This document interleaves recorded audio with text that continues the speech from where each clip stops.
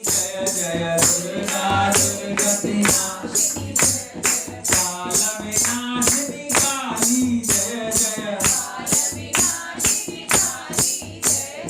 उमा रमा ब्रह्माणी जय जय उमा रमा ब्रह्माणी जय जय सरस्वती श्री राधे जय जय सरस्वती श्री राधे जय जय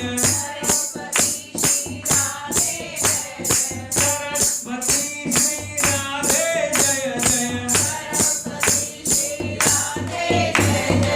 जैसी कन्या को मारना चाहा, कन्या छूट गई हाथ से कंस से और आकाश में जाकर अष्टभुजा धारिणी विंध्यवासिनी माता की जय। प्रयाग और काशी के बीच में विंध्यवासिनी स्थान है, वहां जगदम्बा का सिद्ध पीठ है। माता आकाश में प्रकट हो गई और बोले कंस मुझे मारना चाहता है, मूर्ख है, अब तेरा काल तो आ चुका है, अब भी सावधान हो जा, नहीं तो तेरा अंत निश्चित है, अंत निश्चित है। बहुत पाप कर लिया तूने, अभी पाप का घड़ा तेरा भर गया, अब ये पसीने से तरबर हो गया, हिलने लगा। अब उसने निश्चय किया पाप से दूर रहेंगे और अभी अच्छे काम में लगेंगे।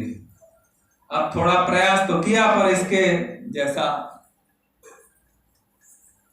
रात को टेबल पर बैठ के, इसका भी क्लब है और जो पीते हैं पीने वाले, तब इसके दोस्त आकर कहते हैं बोले तुम किससे डर गए? वो ब्रह्मा बोले अब कंसों की भाषा है, वैसा हमको ये बोलना नहीं चाहिए। हमारे बीच में भी कभी आकर देवताओं के बारे में कोई ऐसा बोलता है तो समझ लेना ये कंस का साथी है, ये लंका से आया है। कंस के दोस्तों की भाषा कैसी है? वो बूढ़ा ब्रह्मा जी उससे डर गए, शिव जी से डर गए। जंगली बोले विष्णु, अरे वो तो सोते रहते, शांताकारं भुजगशयनं। तो बोले किससे डर गए? बोले डरना नहीं, बोले हम तुम्हारे साथ है। बोले कंस राजा आगे बढ़ो, हम तुम्हारे। तो ऐसा उन्होंने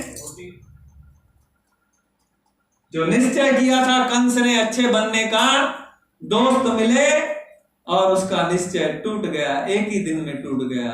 तो हमारे गुरु महाराज श्री कहते हैं भाई सत्संग जब करोगे तब करना, जब सत्संग करोगे तब करना, पर सबसे पहले दुष्ट मित्रों से बचो, दुस्संग से पहले बचो। क्योंकि आज तक किसी ने भी किसी को बर्बाद किया है तो वो ज्यादातर दोस्तों ने बर्बाद किया है। दारू का प्याला देने वाला या गुटखे का नाम के रूप में जहर देने वाला या ड्रग्स की आदत लगाने वाला ज्यादातर लगभग दोस्त ही होता है, दुश्मन नहीं होता। दुश्मन से तो इंसान पहले सावधान रहता है। तो इसलिए दोस्तों से बचो, दुष्ट मित्रों से बचो। इसका निश्चय ढीला पड़ गया और इसने अब चारों तरफ फिर से अत्याचार करना चालू कर दिया। ब्राह्मणों पर अत्याचार, गौ माता पर अत्याचार, इसने अपने अत्याचार बढ़ा दिए।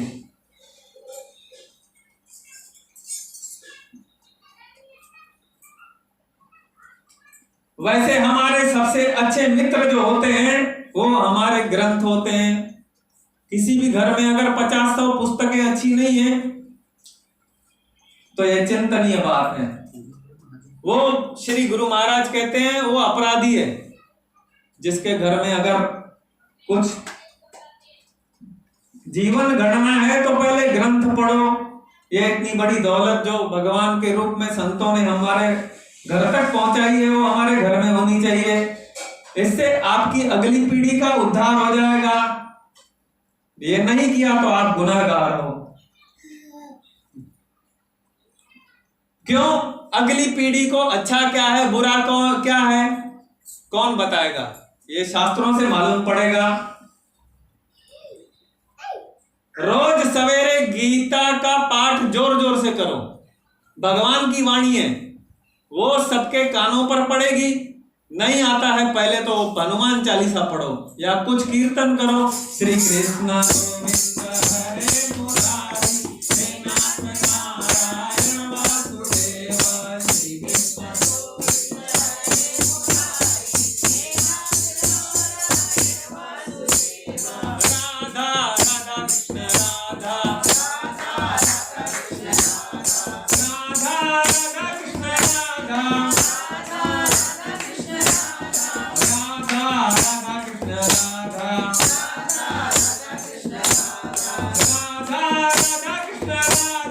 राधा राधा कृष्ण राधा, पूत कपूत तो का धन संचय, पूत सपूत तो का धन संचय। धन के चक्कर में ज्यादा मत पड़ो। बच्चों को श्री गुरु महाराज कहते हैं सबसे पहले संस्कार दो। आपने उनको संस्कार दिया, धर्म के बारे में बरोबर जानकारी दी उनको, तो आज परेशानी में भी है तो हर परेशानी से वो उबर जाएगा। उसके लिए तुमने बहुत सारा पैसा जमा करके रखे, तो आज नहीं तो कल अगर उसको संस्कार नहीं दिया है तो बिगड़ने में देर नहीं लगेगी उसकी। तो भागवत सुनो, उसके लिए जाप करना सब बच्चों को, बचपन में जिसकी आदत दी है उसको तो वो जल्दी टूटती नहीं। नंदोत्सव कर लो बोले, नहीं तो अगर बच्चों को संस्कार नहीं दिए तो कंस बनते बनते उनको टाइम नहीं लगेगा और अपना भी जीवन दुखी करेंगे, आपका भी जीवन दुखी करेंगे। पहले दिन की कथा में हमने धुंधुकारी की इसमें देखा कैसे उसने पूरे परिवार का सत्यानाश कर दिया। क्यों? संस्कार नहीं दिया। आज का वातावरण तो इससे भी पहले खतरनाक चल रहा है। पाश्चात्य संस्कृति आपको बहकाने के लिए पूरे प्रयास कर रही है। ये गंदी गंदी चीजें आने लगी है तो उसका कोई परिणाम क्या हुआ? कंस ने बहकावे में आकर उन मित्रों के अत्याचारों बढ़ा दिए, चारों तरफ अत्याचार बढ़ा दिए। ब्राह्मणों, सज्जनों, गौओं, ऋषियों को, यज्ञशालाओं को नष्ट करना चालू कर दिया और कंस के सारे जो क्या बोलना चाहिए गुंडे, आतंकवादी, उसके जो साथी है वो निकले चारों तरफ अत्याचार करने। और पूतना ने आइडिया दिया अपना एक, भाई कोई भी बच्चा है ये समय में 8 दिन पहले जो भी हुआ है उसको मारने के लिए मैं जाती हूँ, तो कहीं भी अगर पल रहा होगा तो उसने अपने स्वामी को, कंस को प्रसन्न करने के लिए अपना वो बच्चों को मारने का काम चालू किया और नंद बाबा के घर पहुंची।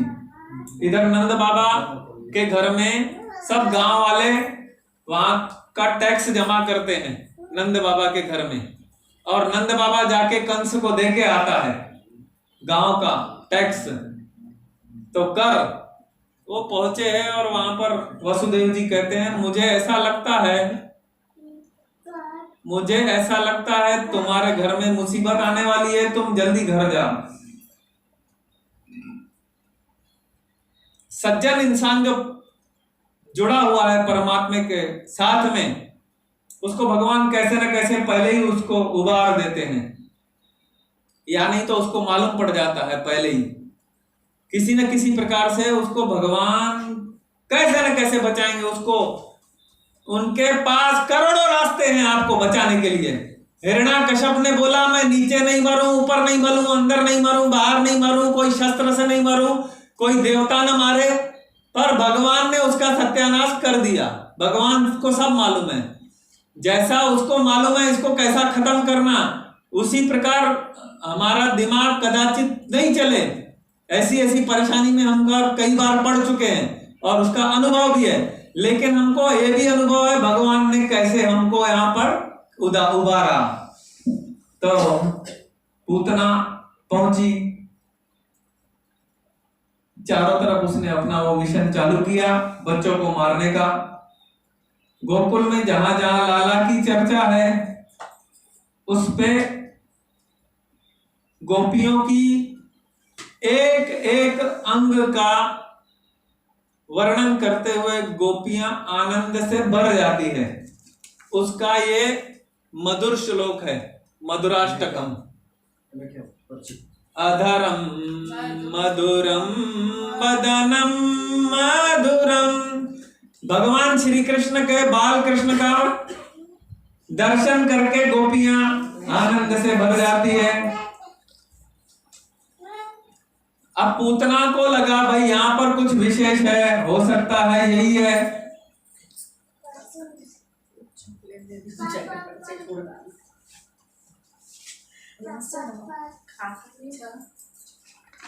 अब उसके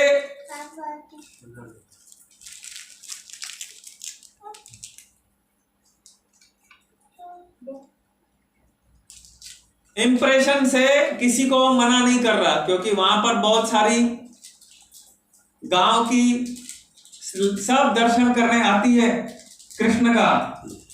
तो इसका इंप्रेशन ऐसा है, बहुत अच्छे घर की लगती है, इसलिए किसी ने, रोहिणी ने और यशोदा ने मना नहीं किया।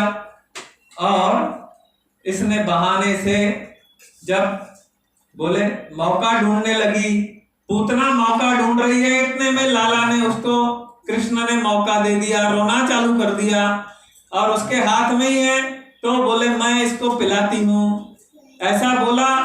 तो यशोदा तो बहुत भोली, गांव के और भारतीय जनमानस भी है ना जो हमारे, बहुत ही भोला है। इतना भोला होने की आवश्यकता नहीं है कि आपको आकर कोई भी विदेशी बहका के जाए और आपको ईसाई धर्म में परिवर्तन कर दे तो आप परिवर्तन हो जाएं। इतने बहकने की भी जरूरत नहीं है। संत कहते हैं अपने धर्म में, हमारे पूरे पृथ्वी पर सबसे पावन धर्म हिंदू धर्म है, कल्याण करने वाला हिंदू धर्म है। सनातन वैदिक धर्म से आज तक सबको संतुष्टि मिली है, सबका कल्याण हुआ है और सब आ भी रहे हैं उसके तरफ। लेकिन कई लोग आपको बहकाते हैं, आप बहक जाते हैं उनके पीछे और उनका धर्म अपना लेते हैं, गलत बात। तो भोली भाली यशोदा ने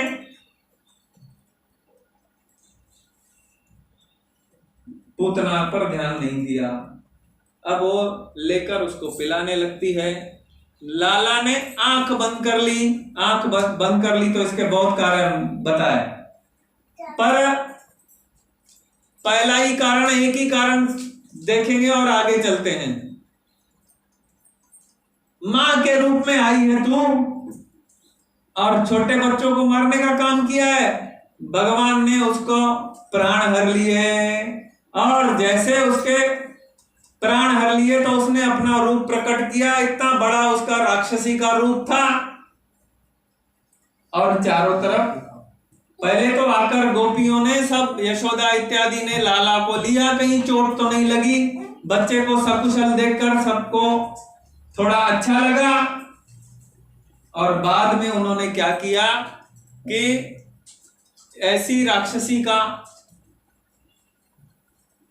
से जो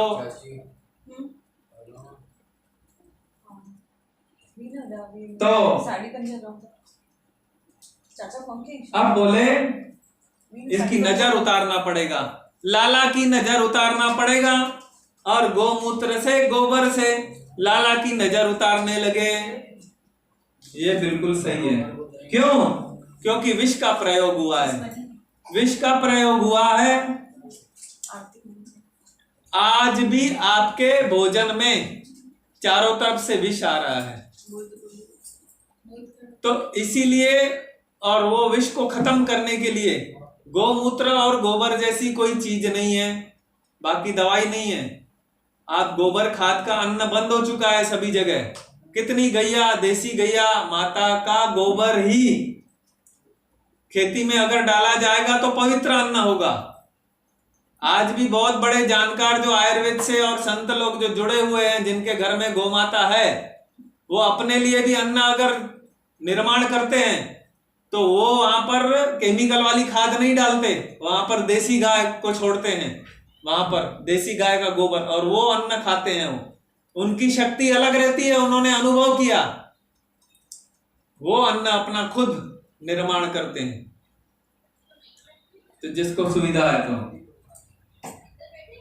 तो फसलों पर कीटनाशक जो केमिकल चारों तरफ से इस्तेमाल हो रहा है, आप कई प्रकार के अन्न उसको चेकिंग कराओ तो आपको मालूम पड़ेगा जो भी आप खा रहे हो जहर खा रहे हैं। आज उम्र कम हो गई, आज हर प्रकार से इंसान बीमारी से त्रस्त है।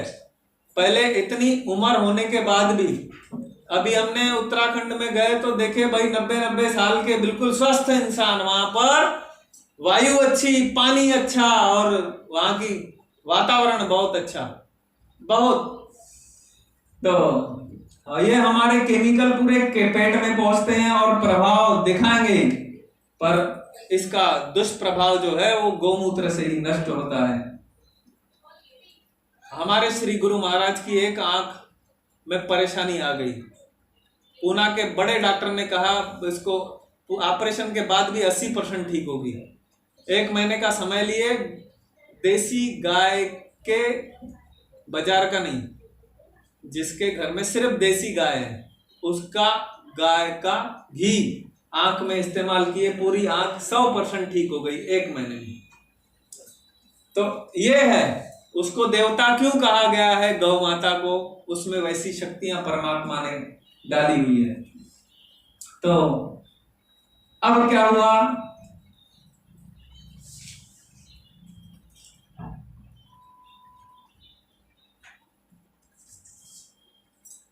अभी वृद्धाश्रम चारों तरफ बढ़ गए, डोंग ज्यादा बढ़ गया है, और घर में माँ पिता की सेवा छोड़कर बाहर समाज सेवा करने के लिए इसका कोई लाभ नहीं होने वाला है। श्री गुरु महाराज कहते हैं सबसे पहले घर देखो अपना, माता पिता की सेवा पहले। पुंडलिक ने सेवा की तो भगवान विठल ने आकर उनको दर्शन दिया। यहाँ पर माँ बच्चे भूखे हैं, माँ बाप भूखे रहते हैं, उनका कोई सम्मान नहीं है, और बच्चा जाकर खुद बड़ा हवन करता है तो बोले फल नहीं मिलने वाला, ये ढोंग है। माँ बाप की सच्ची सेवा किए तो उसी से उसको यज्ञ का फल भी मिल जाएगा, भले यज्ञ नहीं किया तो भी। अरे कभी तो बोलना चाहिए, अपने उत्सव मनाते हैं तो बोले माँ पिताजी के भी जन्मदिन और उनके वैवाहिक इत्यादि उत्सव मनाना चाहिए। वहां पर 2 मालाएं लाए, मिठाई का डब्बा लिए, उनको कितना आनंद मिलेगा वो देखो। और